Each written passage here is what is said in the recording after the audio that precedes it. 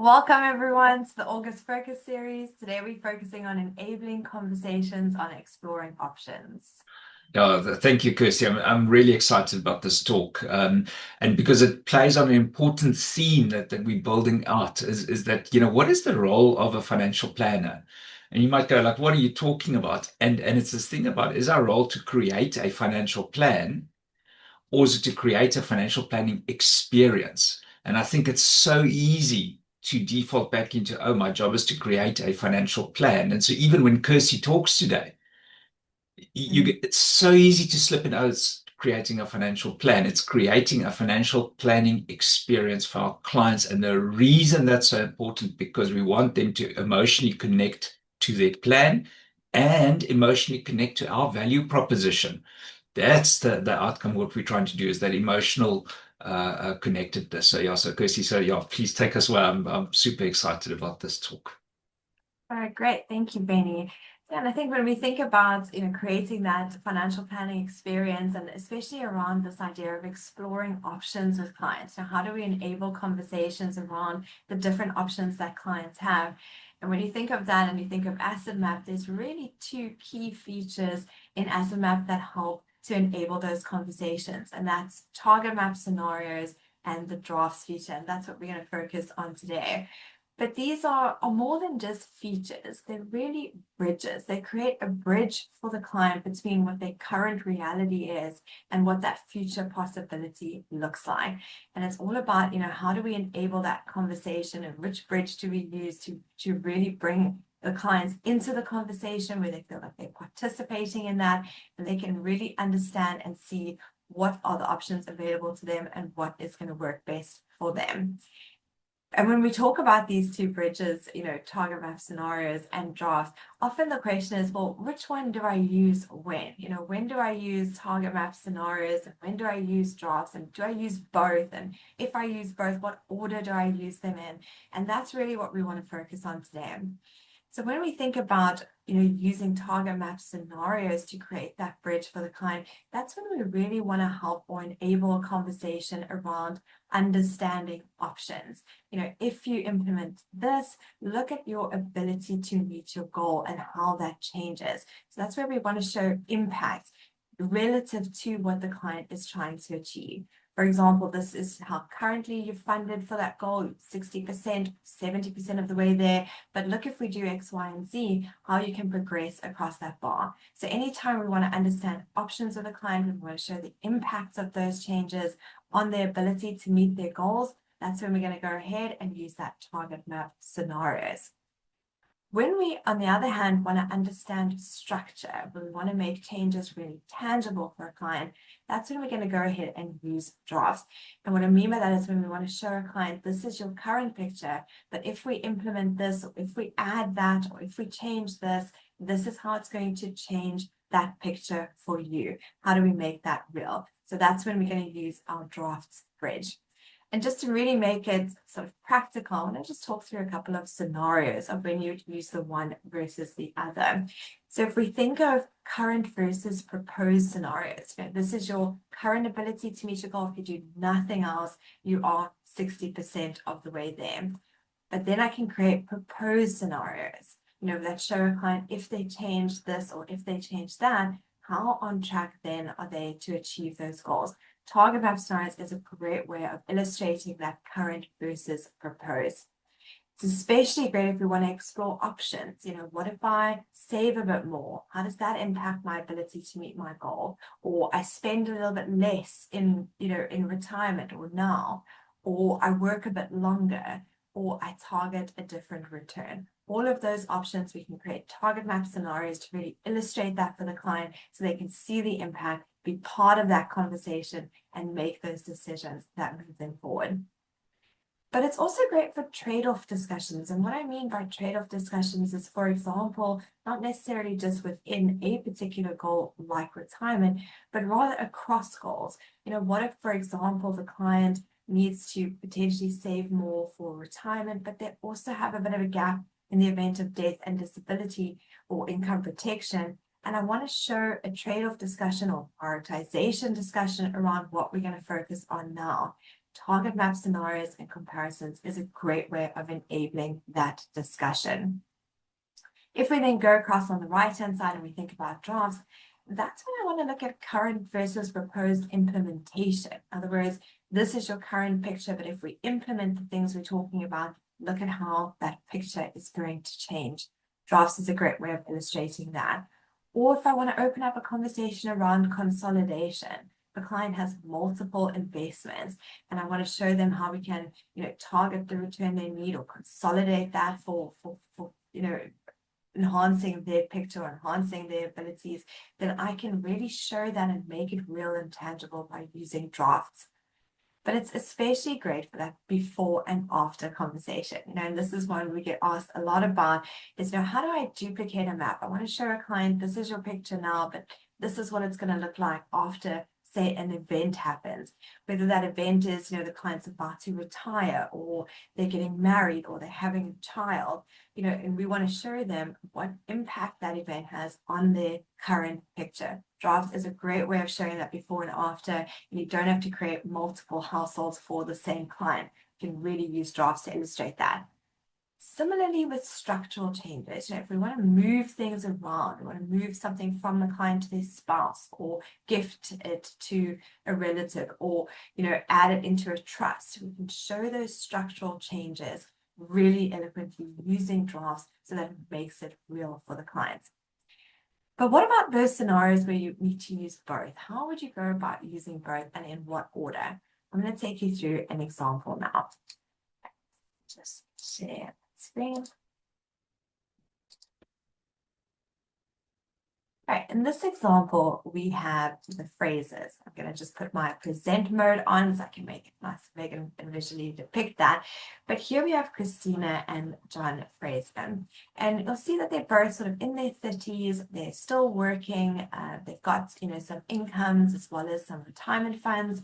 So we can see Christina's earning a salary. Obviously, in the future, that state pension is going to come in, but she's got some pension funds, a couple different places with those pension funds that she's built up over time, and she's got an ISA as well.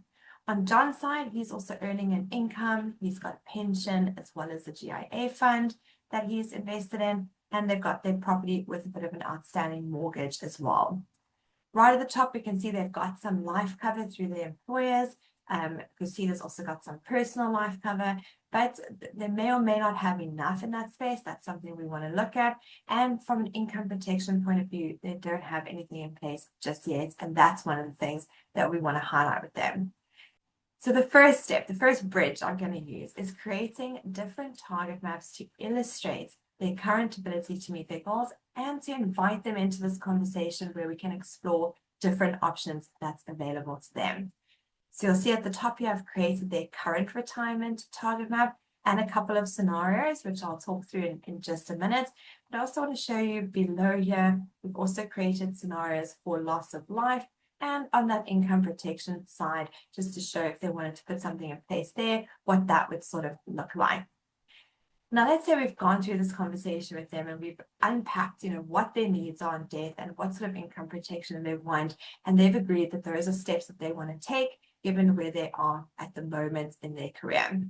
But now we really want to get into this conversation around retirement. Where are we today and what are the options that we have? So if we have a look at their current retirement funding, we've said this is sort of the income that they need in retirement. We've brought in all of their retirement funds, as well as what they're contributing towards those retirement funds, and obviously the state pension that's going to come in later on in retirement. We've brought that into the mix as well. And we can see here how funded they are. So they're about 50% of the way there. We really need to explore some different options for them. Now, this is a great place to invite the client into the conversation. It's really powerful to work through these different options together with the client. What if we saved a bit more? What if we spent a bit less? What if we worked a bit longer? What if we targeted a higher return? And allow the client to give their input around, what's top priority for them? Is it retiring at a certain age, or is it, not committing more to that? But let's say we've gone through that conversation with the client. I've created 2 additional scenarios here. The next one where they work a little bit longer. So we push out that retirement to 67 and we target a slightly higher return. You can see that gets them a bit closer to that goal, but still not quite where they need to be.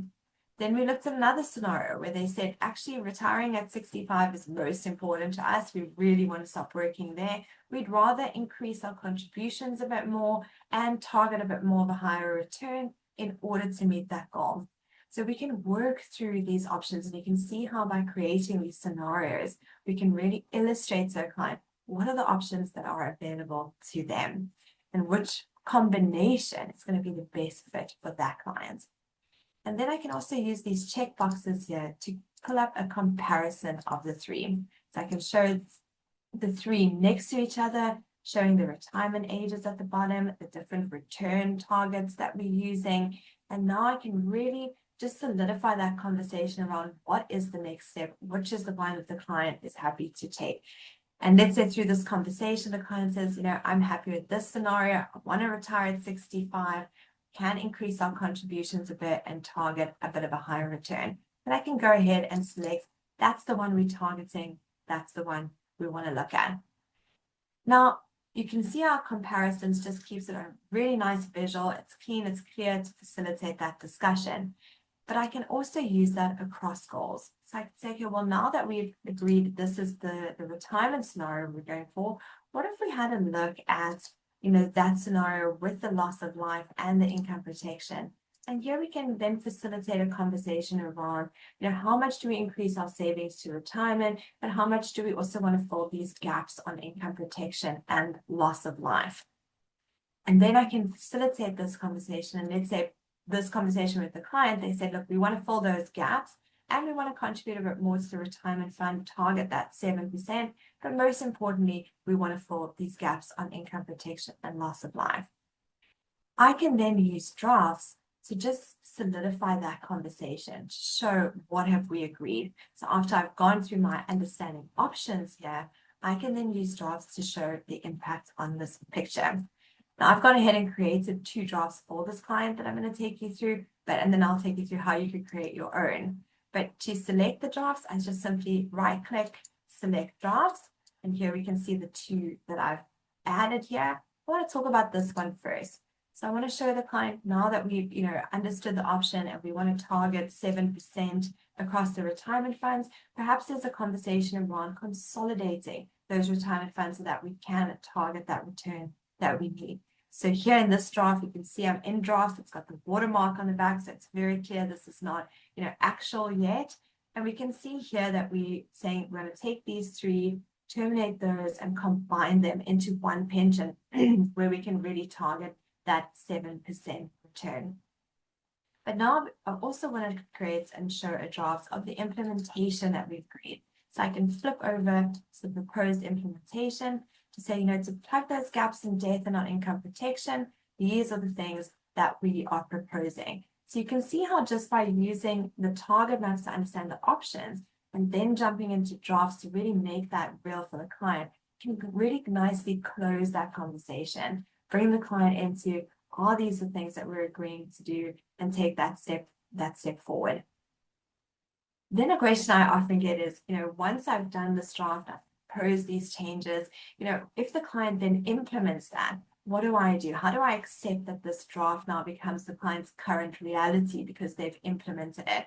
So I always say wait until it's implemented, but let's say the client goes ahead and implements these life cover, additional life cover, then I can go ahead and click on that and I select to either reject or commit the change. The second I commit the change, it's going to change the client's current picture. It's no longer a draft proposed change. It's an actual change that the client has committed and has done and has implemented. So then you can see once I've done that, it's now no longer showing in pink. If I close the draft, it's still there. There's those proposed ones that we've now implemented.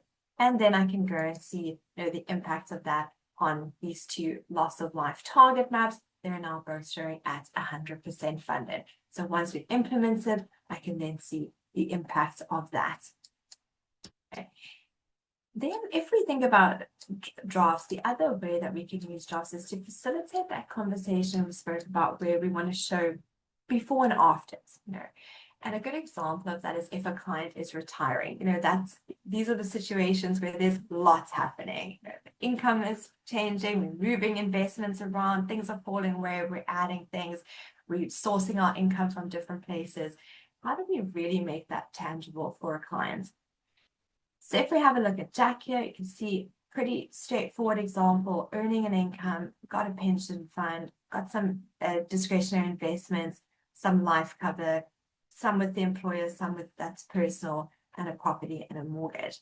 Now, the first conversation I want to have is around, their ability to meet their objectives. So if I go across to the target map for Jack, first thing I'm going to do here is say, okay, well, this is the income you require. So Jack has said he needs £30,000 per annum, and that's till 95. And then I want to look at what do we have that we can put towards that goal. So yes, Jack's also got a state pension that we can use.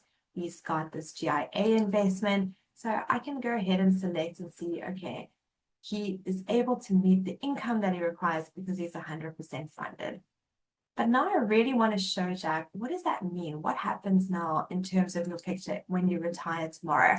And here again is where drafts can be a great way of illustrating that.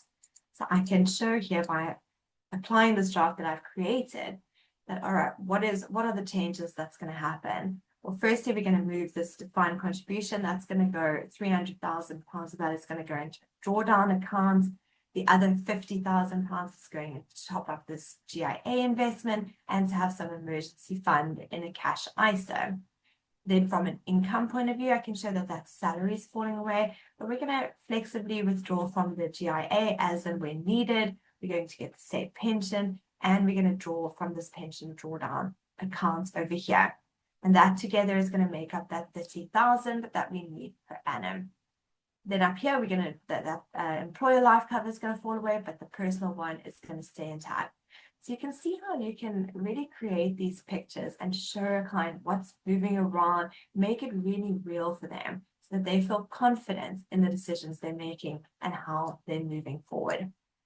You can also, with the draft, generate it as a PDF by just clicking this button in the top right-hand corner, and you'll have a look here. This is how it will display. So it'll have the watermark with the draft on, have the name of that draft, and it'll show the changes notated with an X if it's being removed, with a plus if we're adding something, and with a pencil if it's just editing. It's just changing, but not removed or added. Then the next question might be, well, how do I create drafts for a client? So it's really straightforward to create. You just right click on the page or click on the plus action menu here on the left, and you select the word draft. That's where you'll get your existing drafts, but you can also create a new one from here. You would then give that draft a name. Just going to call it test for now and select create draft. Immediately you can see I'm in that draft mode. You can see that watermark, and you can see this bar that appears at the bottom of your screen here. Any changes you make now will not change the client's current picture, but only this particular draft. So I can go ahead and add legal documents, I can add members, I can add entities, businesses or trusts. I can even add additional insurance liabilities, assets and cash flows to this draft picture. If I want to remove something, so let's say I want to show that we're going to delete that, I can click on it and just press the trash can at the bottom. It's only going to be deleted on this draft and not in the client's current picture. If I edit something, in other words, we want to maybe say here that we're going to transfer it, or we're going to update the amount, I can make edits like that. Again, it's only saved in the draft, and you'll see it notated with this little pencil here. And then, of course, I can add additional investments. So ISA, 7,000, can go ahead and add it like that. And it's added it to my draft, but not to the client's current picture. I can also here hide the changes. So I can sit with the client and say, this is your current picture. These are the changes we're making. And I can switch between drafts. I can flip over to different options that I've created for the client and flip through the different drafts. All right, perfect. Okay, so I'm going to close up here. So all in all, we can use target map scenarios and comparisons to really understand options for a client. But when we want to make it tangible, when we want them to understand the structural changes to their current picture, that's when we can use drafts to really elevate that discussion.